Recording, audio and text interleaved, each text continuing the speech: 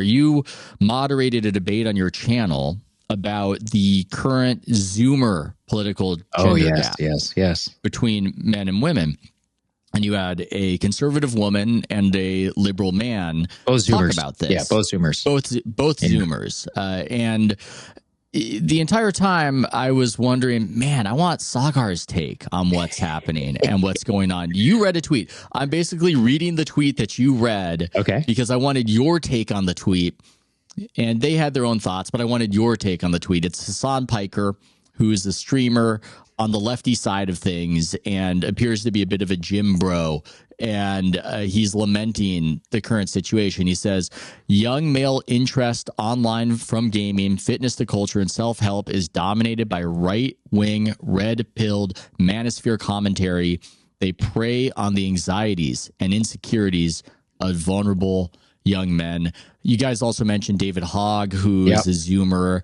I think he was in the Parkland shooting. I think that's how he became known. And he's on the lefty side for the Democrats. And he was lamenting how if we lose the election, it will be because young men have shifted to the right. I can find that tweet somewhere and maybe give it a more accurate rendering. But that's why? What he said. Yeah, that's what he said. But he said it was a little bit. There's a little bit more. There's a reason I'm going to look for it. But in the meantime, why? Why is this happening? Multifaceted. I've thought about it a lot. I think everyone blames COVID. And I think it's happened long before COVID. Specifically, so I think we have to take a step back and just analyze elite institutions, which are at the center of all of this. I believe, actually, that Sheryl Sandberg might be more responsible for this than anybody else. Because, actually, you're also there, Ethan. You and I remember the mid-2000s when feminism as a concept was not a religion amongst like the institutionalized elite. Yeah. And it was somewhere around Lean In and the publication of that book that coincided with a embrace of the future is female t-shirts, of the false notion that women get paid less than men for the exact same job, of the boss babe, like girl boss, like ideal in culture. And it took a decade for that to manifest not only in terms of the elite and its beliefs, but their ability to take that ideology and impose it on the upcoming generation. So what effectively happened is that you had a generation of teachers and other elite institutions that kind of embraced this like false god of Lean In and of feminism, and I'm talking about corporate feminism here.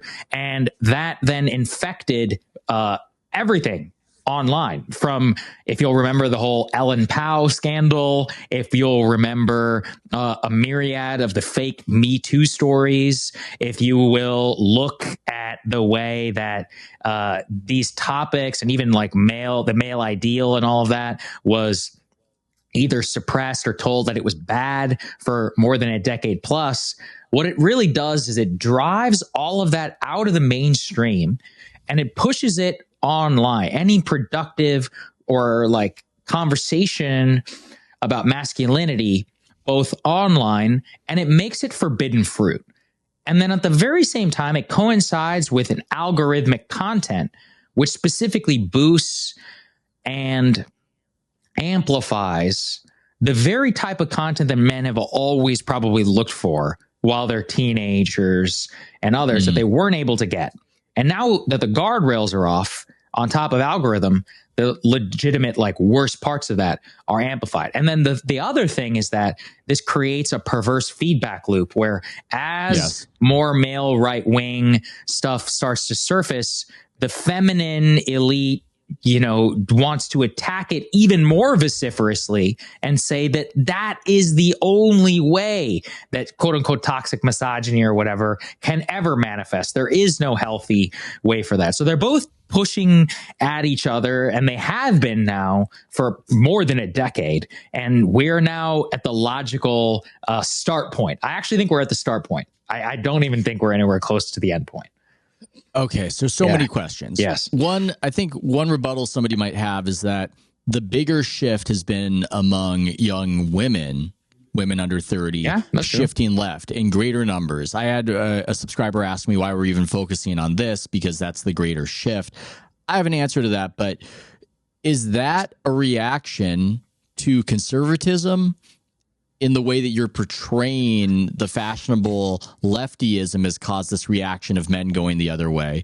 Yeah. Is that a reaction to male conservatism, or is that something else in your estimation? I think it's both. I think it's also, like I said, the kind of lean in elite, really brainwashing an entire generation about what the female ideal is. And I mean, the other problem is that baked into the lean-in feminism was kind of an anti-male affect that at times was quiet, but at most times was just like pretty explicit. And it male put the tears, genders like in a mug like this. Exactly right. And you put those two things against each other and you made them zero sum. So I think that, that created the equivalent reaction there from a lot of younger men. And I mean, look, I can speak from experience because I also went through this when I was in college. When I was in college and I entered college, I was like a pretty conventional liberal. And I'll tell you, like, there were a couple of breaking points for me personally. One was BLM and Trayvon Martin, where I was like, I just think this is kind of bullshit, this entire narrative around this, which I won't force you to go down those rabbit holes. But I was also in a fraternity, like a hyper masculine space. And I also remember the UVA story. I don't know, UVA Jackie. Yeah, Haven rape Monahan. On campus. Yeah.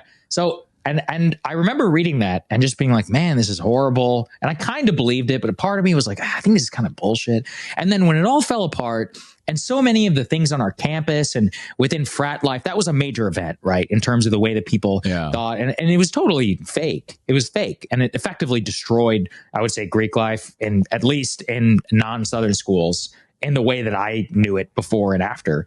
And those two events basically built on like hoaxes was very important for me, because I was like, oh, this is the religious aspect. And once you start to get into that, I can't even imagine being young today and experiencing one of these like every year, let alone once every couple of years. It's kind of stopped. Be truly red pilling. Yeah. It's kind of stopped, which is another question, which is the left paying this price right now among men for something they're currently doing, or is this the cost coming due for preceding events? Because a lot of this has settled down. Yeah, but not really, though, because the effect, so maybe at the cultural pop level, but I mean, then we have to think about how this manifests at the deeper, at the lowest level institution. Like, the truth is that men are going to college less than ever, and there has to be a reason for it. It's not because just of these flagship culture events. A lot of it is about the male ideal and of wages. I mean, the truth is that in major metropolitan areas, female starting wages have actually eclipsed male wages, and that is a function of education. But two is that these institutions are just like fundamentally not friendly to traditional masculinity. And that is the reason why that these men are intuiting clearly. They're like, I should not do this. I should go do something else, maybe anything, trade school, start my own business, whatever. That's why I don't think it's an accident that TikTok and Instagram, a lot of 18 to 20-year-olds want to be like realtors, because like, what does that represent? Like real estate, it represents freedom. It represents individuality. It represents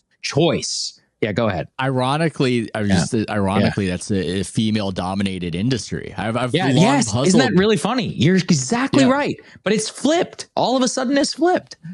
Yeah. I've long wondered why women are dominant in real estate, but that's it's because it's part-time. It's actually simple. It's the perfect mom job. I'm serious. How dare you? How dare you? You don't think there's some feminine wiles when it comes to selling houses? Absolutely. Absolutely. But if you look at the economics of it prior to the National Association Realtor settlement, which frankly, these people were cleaning up, and it was bullshit the way that they were making money. So I'm glad that their fees structure has come to an end. But if you look at the previous economics of it, you didn't have to sell or work all that much to make a relatively good amount of money on an annual basis.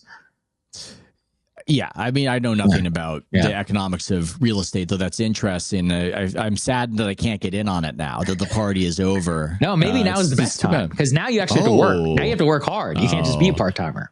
Yeah, I'm not much of a salesman, unfortunately. I just think it's such a rich topic. You could accuse me being too obsessed with this gap. But what's interesting to me is that it's not just a gender gap. It's also a generation gap. That is the subtle part of it that I think is the most underplayed, is that millennial men, so many of them in the cities, just default mode liberal Democrat. Bingo. And a lot of them don't even know this is happening with the younger ones. They will soon. They will soon. They will soon. They might. And I've said a few times on this podcast, I think a lot of that is because Obama was a very charismatic figure to young men who are coming of age at a certain time. Never thought about that. So true. Great point. And well, I'm a little older than you, so I have that memory. And I'm like a micro generation. You're younger millennial. I'm elder, or maybe mid millennial.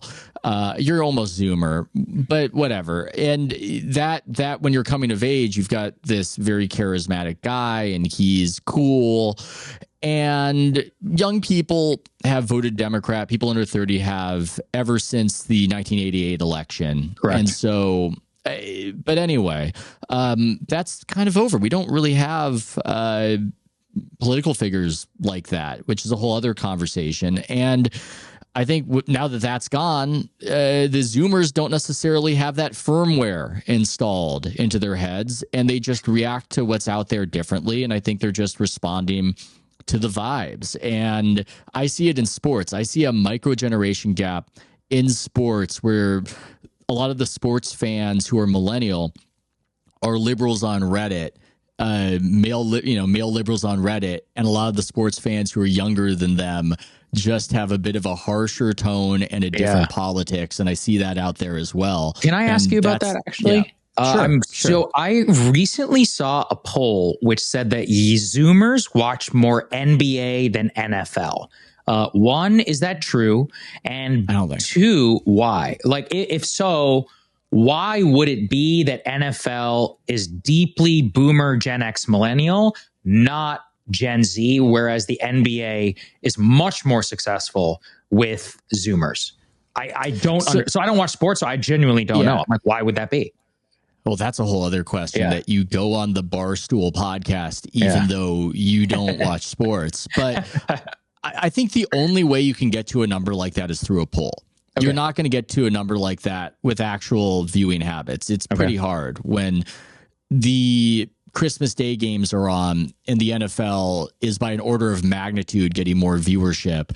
There's just not that much of a preference difference between age groups for that to happen. I think the reason the polling might say so, though, is because you can consume NBA content in a way that's divorced from the games. And if you like highlights, and a lot of young people like consuming these products via highlights and sort of this subsidiary not subsidiary, but this, what would I even call it? This part of the product that's downstream of the bigger product. That's how a lot of people absorb. And there are better highlights in the NBA. The NBA generates more highlights than the NFL generates. It's perhaps you could argue a more graceful product, but it's also less scarce. So what hurts it in terms of overall viewership, because they oversaturate with too many games, might actually help it in this respect of generating short clips that people share with one another. What it is not doing, apparently, though, is getting these kids to actually sit down in front of a television or, yes, on YouTube and watch a game fully. That doesn't appear to be happening. So I completely buy why Zoomers would consider themselves NBA fans at a level equivalent to the NFL, but yet it not determine their habits as far as what games they watch.